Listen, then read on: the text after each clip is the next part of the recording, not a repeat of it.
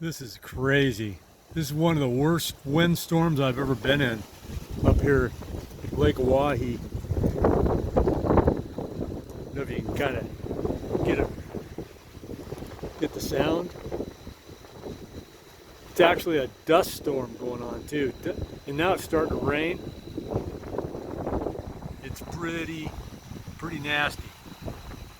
I don't know. I don't think I'm going to be getting much sleep tonight. That's for sure.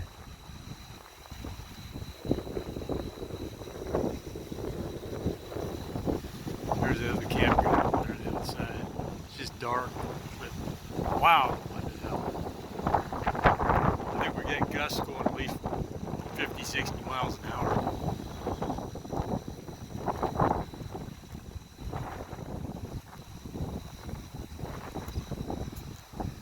Some good bolts of lightning a little earlier too.